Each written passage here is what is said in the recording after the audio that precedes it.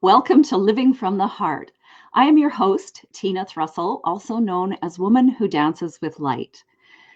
I am the co-founder of Best You Can Be and messenger of the Shin, the way of the heart. The way of the heart is the way of living with love, kindness, and compassion for yourself first, so that you have a full heart, a full soul, and can flow out that love, kindness, and compassion into the world and experience more joy in your life. Today, I am honored to have Sherré DeMao on the show with me. She is a nationally acclaimed speaker, an author, and a contributing writer to many publications. I first met Sherré online through an introduction from a friend who said, I think you two need to meet each other. And I am delighted with her enthusiasm and her energy and her passion for life and her passion for helping others. I'm going to bring Sherré onto the show in just a moment, but first I'd like to draw your attention to the fact there's a little crawler on the bottom of the screen if you're watching live that invites you to receive a complimentary subscription to Heart and Mind Matters. Excuse me, a little bit of frog this morning. This is an e-zine with an inspirational article, YouTube video, quote of the week that goes out every other Tuesday morning. It's complimentary and you can subscribe at bestyoucanbe.ca. That's B-E-S-T, the letter U, C-A-N, the letter B.ca. Now, the guest that you've been waiting for, Sherré DeMao. Hi, Sherré. Hello there. My name's pronounced Sherré, but there was no way for you. That's okay. There's no way. We were introduced virtually, right? It was great, and there's a funny story behind that as well. Well, let's share the story. And I'm so sorry, Sherré. You know what? That's quite all right. I knew that, and I had this like little mental blip. We all have those, right? We're human. Oh, that's quite all right. And it's a great way to start because it actually relates to my great aunt, the sister of my grandmother. We're going to be talking about in a little bit. And when I was born, my great aunt helped name me. And I'm a farm girl from Ohio. So having a name like Sherré is very unusual. Yeah. So I grow up and I have this unique name. And then I start to take French in high school and learned that the way my name is spelled, Sherre, with this accent mark, which is exactly how it is on my birth certificate, my name should actually be pronounced Sherré, not Sherré. And so when I have like international students and they call me Sherré, I'm like, they're correct. So I'm not going to correct them. So you just learn something new every day. So my name gets pronounced many, many ways, and I respond to all of them. Well, it's gracious of you, and it's a sign of being a conscious being when you don't let something like a mispronunciation get you all bent out of shape, you know? Oh, not at all. Well, it gives me the opportunity to tell that great story. So it's wonderful. It's a beautiful way to look at it. And I love the fact that you have a beautiful way of looking at everything. And there is this, this bright smile on your face is a smile that comes from your heart. And it comes from being able to see a lighter perspective or the bright side, if you will, the silver lining in the cloud, all of those cliches that have so much truth behind them. Well, I have a saying that I actually evolved to this saying now. And my saying is that the high road has less traffic and a much better view. Oh, I like that. That one might be a quotable quote that we need to add. I think so. But it really, there's always a way to look at something in a good and heartfelt way. I really do believe that. And the more that we can all do that, the more we are being true to who we really can be and who we really are, and the more loving we are to others as well, not just to ourselves. So, Beautiful, beautiful. So I know that you bring this beautiful light and perspective and the high road to all of the writing that you do. Yes. And I'm curious a little bit about your book. Tell us just a little bit about that. Well, I have several books. My first book was Me, Myself, and Ink, and that was very geared towards entrepreneurship, but it was also just helping people understand to honor themselves first and not get caught up in the work-life balance. My most recent book is actually a spinoff from that book written 10 years ago that just got released Valentine's Day, very intentionally. Speaking of the heart, and that's Dream Wide Awake. And it really focuses on the power we really do have within us to live the life of our dreams and to do something every day towards that, and to give ourselves permission, that we were put on this earth for a very specific and powerful reason. And so Dream Wide Awake is also helping the end goal of that. It's a workbook. I like to say it's not something to read, it's something to do. Because you're really working on yourself. It's like a journal for your future and helping you know your why, your reason for being, and the powerful difference you were meant to make in this world. That's beautiful. Life has so much more meaning when we have a sense of connection to that sense of purpose. So much more. And we need to be connected to ourselves and know ourselves to truly be all that we can be for others. Yeah, absolutely. That's true. That's true. How can we bring the best of who we are into the world if we don't even know who we are? Yes, exactly. Or we're being made to believe something that we're not. And that is something that I really focus on in the very beginning, is understanding our core values and understanding the difference between beliefs and values, because they're very different. Beliefs can be imposed upon you, whereas values are at the very core of who you are and why you are. And it's interesting, as I've worked with different people at exploring their values, and we look at the reasons behind those values. And that's where some of the ahas happen. That's where people start to think, wait a minute, my reasons aren't even my reasons.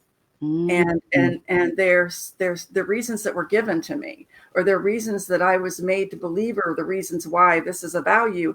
And so then they all of a sudden realize it's a belief that's been imposed upon them. And so I go, okay, so how do we shift this? How do we shift it? Is there some nugget in there that is important to you?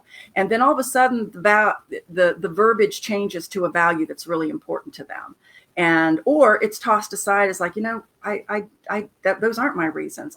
This isn't a value of mine. And they let it go once and for all. And how empowering is that, right? So liberating. Yeah. It's amazing. And you mentioned a really big word, permission, in there. And I'm thinking that's another P word. Let's talk about three P's, because everybody, I'm sure, has been waiting for that. Yes. Oh my goodness, permission. It is. I will tell you that the second promise I'm going to talk about will speak to that. So maybe we dive into the Granny P's 3 promises, because that totally speaks to the aspect of permission. Absolutely. So first, tell us a little bit about Granny P. Who is Granny? I would love to. Granny P. Oh my goodness. She was my grandmother, and was such a huge angel and influence in my life. Still is to this day, every single day, even though she has passed on and is an angel in heaven. And I have to say, the first thing that comes to mind with Granny P, before the 3 promises she taught me as a child, is that when I was 8 years old, all of us children received this beautiful glass bluebird. And Granny P told us that it was the bluebird of happiness, and to always look to that bird whenever we're feeling sad, because we lived away. She lived in Indiana, we lived in Ohio. And so that was her reminder. I'm always there with you. The bluebird of happiness is always there to remind you of the things to be happy about. And I still have that bluebird to this day. And I love redbirds. She also said redbirds were good luck. And if you see a redbird and a bluebird at the same time, oh my goodness, something exciting is going to happen. And so she just had this effervescence, this energy. And she was not the typical grandmother. She didn't cook. she didn't. Now, I love to bake, so I'm a grandma that loves to do the baking and all that stuff, but that was not my Granny P. She was a trailblazer in many ways in how she thought. She was not hesitant to share what she thought. She wrote editorials to the newspaper and and things like that. And she was fun, and she just really truly believed that anybody could accomplish anything they set their mind to, anyone. And she instilled that into me every single time I was with her, that anything was possible. And I'm so grateful for that. I am so grateful for that. Oh, what a blessing to have someone so beautiful in your life. Oh, wow. And never afraid to laugh at herself, never, always focused on others, but truly knowing who she was as well. That's so beautiful. And your description of her is it's just so there, so present. It's like she's there with you. I feel like I know her. I believe she's with me every single moment. I really do. She's just this little angel on my shoulder. And I've made sure I want my granddarlings to know this amazing woman, because she certainly had an influence on me and how I am. And the thing I love about putting her in my book, 2 books now, is that I give her a legacy that she so deserves. Which means the world to me. How beautifully honoring. Oh, that's so delightful. Thank you. So tell her. Yeah. Thank you, Granny P.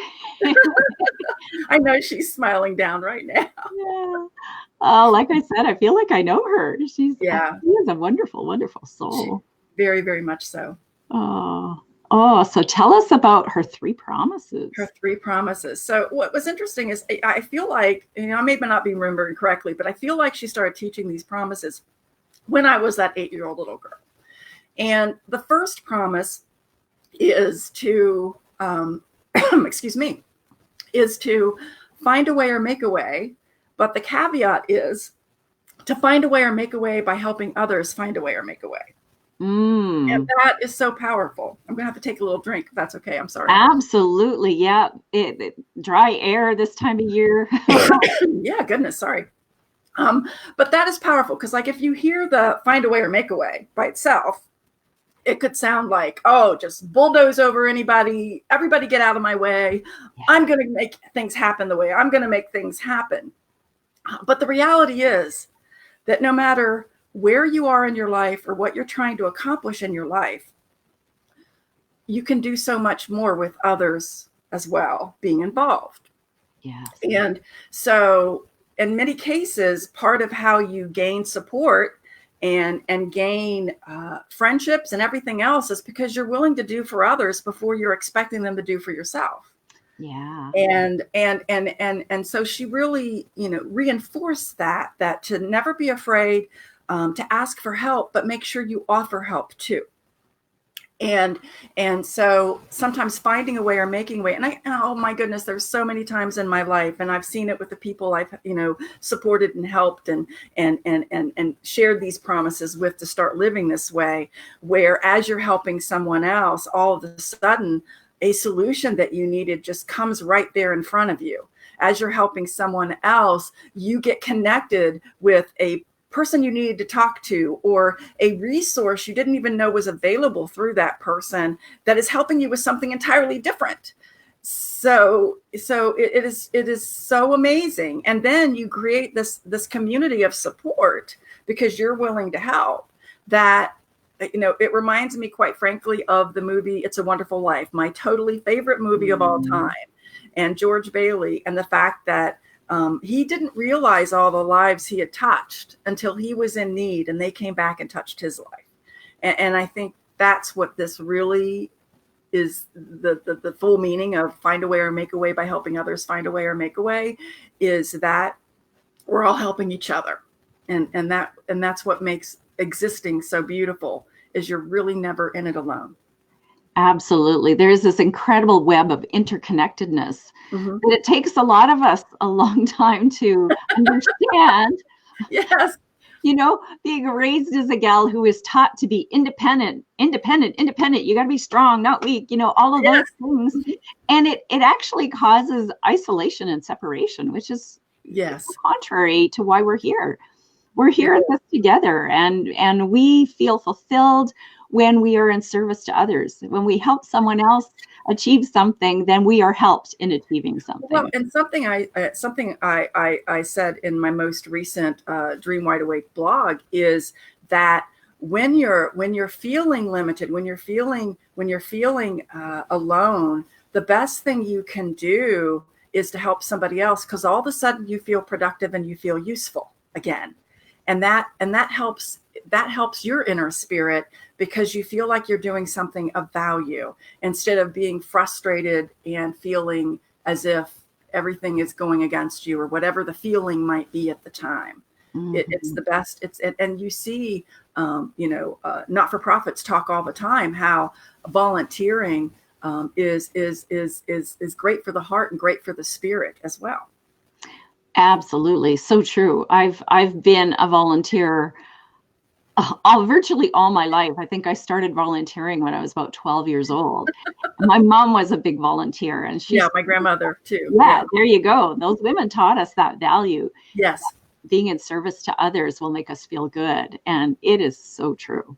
It is so true. It is so true. And, and something that you said just a moment ago was a perfect segue into the second promise that Granny P taught. And that is, very simply, don't feel guilty about making life easier for yourself. Now think about that for a minute, because you see it all the time. We worry about things that don't happen. We feel like we have to do all these different things when there are people right around us that could help us be doing it, whether it's in the house or what have you. I always think of this example. I started my business when I was 23 years old. So I say that my oldest daughter is my business. And then I gave birth to 3 beautiful daughters, naturally, human daughters. And I'll never forget when my Cassandra, my oldest daughter, was around 8 years old. She came home from school with her arms crossed, and she said, "Mommy, it's just not fair. Emily and Sarah don't have to wash feed the dogs and cats and empty the silverware." And she started naming all these different chores that I had her do. And my belief was, the minute a child could pick up a toy to play with it, they could also pick it up and put it away. Yeah. And that made my life easier, because we're all in this together, right? And so I said, "Well, sweetheart, let me talk. Let me talk to Emily and Sarah's mom, and let's discuss this, and we'll see. I can see why you're frustrated." Well, the next day she comes home and she goes, "Mommy, that's not the way it's supposed to work out. Now they're having to do all the same chores that I'm doing, and they're never going to be friends with me again." And of course they are still friends. They now have babies together. They were in each other's weddings, and of course, and what was amazing about that, what was so cool about that is okay, it went back to, okay, I was doing it, not feel guilty about making life easier for myself. But all of a sudden they would say, "Hey, Mommy, can Emily and Sarah come over? And hey, they're willing to help me with my chores."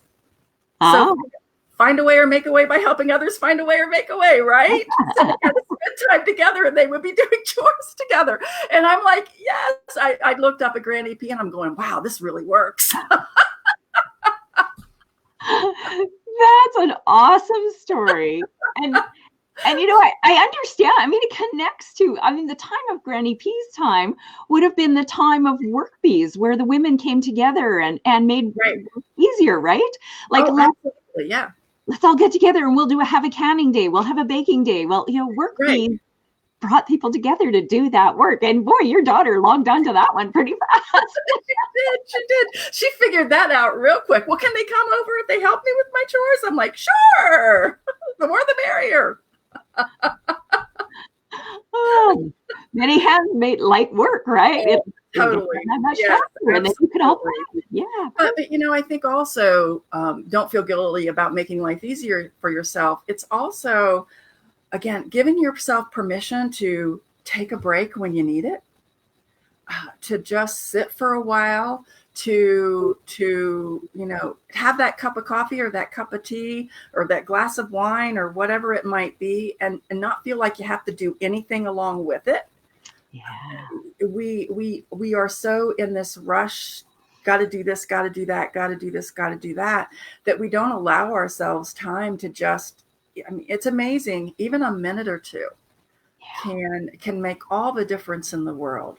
Take those 2 big breaths in and out and just look around you and see what you might notice that you hadn't noticed before. I've noticed that with, I intentionally try to take different routes to places just to see, what I might notice. But what's interesting is, as I've started to do that, as I go back on another route that I've taken many times before, all of a sudden I notice something, and it's not related to the fact that all this construction's happening around us. I'll notice something that had been there for a long, long time, and I never noticed it before. And I'll catch myself saying, wow, I never noticed that was there. And it's certainly not something that just cropped up. It's just that I wasn't paying attention. I was in my thinking of all these things to do while I'm driving mode, right? Yeah. And so, sometimes just giving yourself permission not to think about all these things for just a few minutes and just embrace that moment can be powerful, can really be all you need to then be better focused when you have to start focusing again. Absolutely. And I have a really great example of a dear friend of mine, Suzanne Heaton, on Facebook, has a page called Motivated by Nature, and she decided to post a 26-day outdoor challenge. So for every day for 26 days, you get outside for half an hour, and each day is a focus on a letter of the alphabet. Mm-hmm. So on first day, you were supposed to report in on the Facebook page the things that you uncovered while you were outdoors with the letter A. Then I love that. That's fantastic.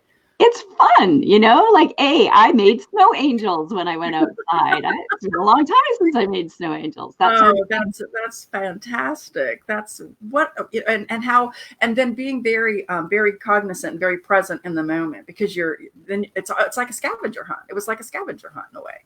Exactly. Yeah. Yes. And what struck me was I almost didn't do it because I thought, wow, I have to commit to that half hour every day. And then I thought, whoa, reality check. Think about what you're saying. Exactly.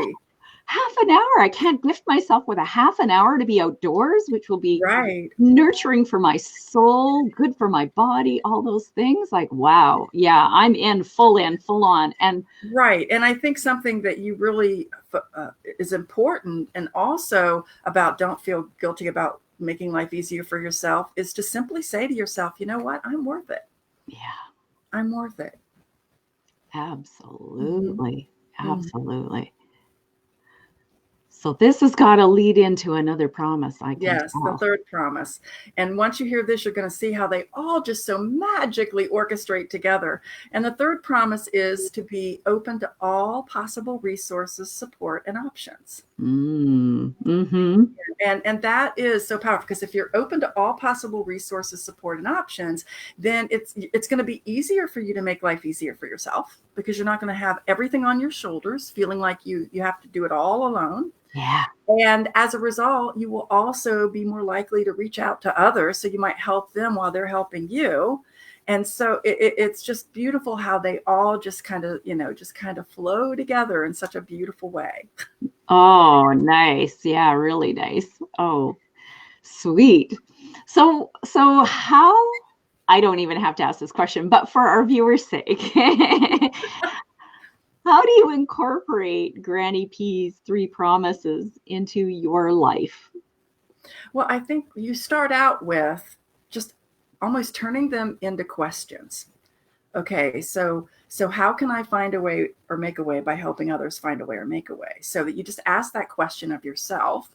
And then look around. Okay, who needs help that could possibly be a resource to you? You can start. That's okay. It's not selfish, because you're being a help first. So reach out to some people that can help you and propose, hey, let me help you with this. And do you have any ideas about that? So it's almost like that becomes more comfortable. After a while, all of a sudden, you're just helping without any expectation, because you're living and breathing it, so that it doesn't necessarily come from the same source that you helped.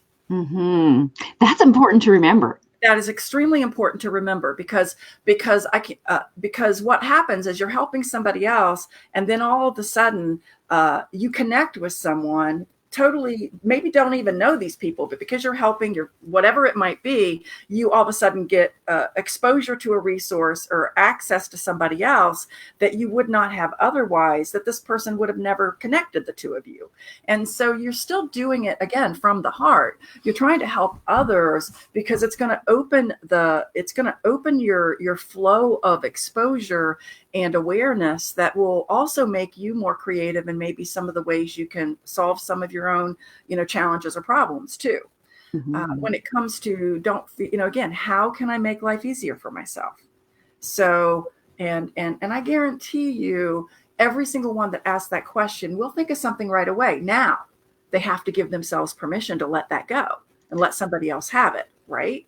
Yeah. They have to not worry about maybe it not being so perfectly done, or whatever it might be that they really, and I say, start with the things that you don't really want to be doing, but you feel like you're the only one who can do it, because chances are there's somebody else that can do it. Or does it even have to be done? Ooh, there's a big question. Yeah. Does this really?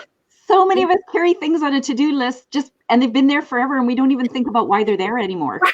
Exactly. So part of making life easier for yourself is, maybe this is stuff that doesn't necessarily need to be done anymore. Let go of that feeling of obligation, because you're confusing it with responsibility, if that makes sense. Yeah, it does. And then and then on the third promise, again, ask the question: what options, what resources, what possibilities are available to me? And if you answer it with I don't know, well, then what can I do to see what they could be? Well, that's where you do research. That's where you reach out to somebody, find a way or make a way, by reaching out and asking, here's my situation. Do you have any ideas on options that maybe I'm just not seeing or thinking? Mm-hmm. And it's amazing how these solutions will come to you very quickly, with just pulling in a great friend or a colleague or something that is just going to see it in a different way. You don't list yourself as a coach, but any great coach will say a great coach knows how to ask great questions, and those are great questions. Thank you. Well, so does a great strategist. There you go. I define a great strategist. One of my favorite sayings, as a 13-year-old, I discovered this saying. It was discovery is seeing what everyone else is seeing, but thinking what no one else has thought. And that's what I believe a strategist is you're seeing things no one else is seeing. And then you start to think, well, part of the way you think it through is you ask powerful questions, and to yourself and to others. So beautiful, beautiful. So speaking of being a strategist, if people want to avail themselves of your wisdom and in assessing what their true values are, and yes. and how can they look at things differently, or what's a new way to approach things, the best way to reach you is on your website. Is that right? Yeah, I have two different websites. Okay. It would be, so Sherre DeMao, SherreDemao.com and that's more of, that'll talk more about my books and the individual inspirations that people can get from all that I do. And then from my entrepreneurial clients, which is my focus, the bizgrowthinc.com, which is BIZGROWTHINC.com. And that'll share some of the work that I do with entrepreneurs as a strategist. Okay. Strategies. I'm putting this on the screen. Let's see how well I can type and listen and nod all at the same time. That is great. They're perfect. Excellent. Excellent. Well, yeah, I can't believe 29 minutes have gone by like zip. It is just amazing. But I mean, I am so blessed to have been introduced to you. I am excited that we are now connected, and how we can help each other's wonderful influence, as far as, you know, what you're doing and the whole aspect of heart, it spoke to me immediately when we've reached out to each other because of my Granny P. And now you know why. Yeah, absolutely. Well, I'm blessed to have met both of you. We're all blessed to have met both of you. Thank you so much for all that you shared.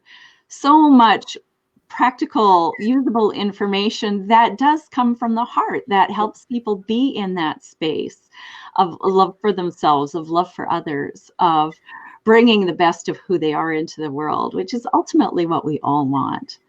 Absolutely. So, Absolutely. so again, big heartfelt thank you to you, Thank Sherré, you.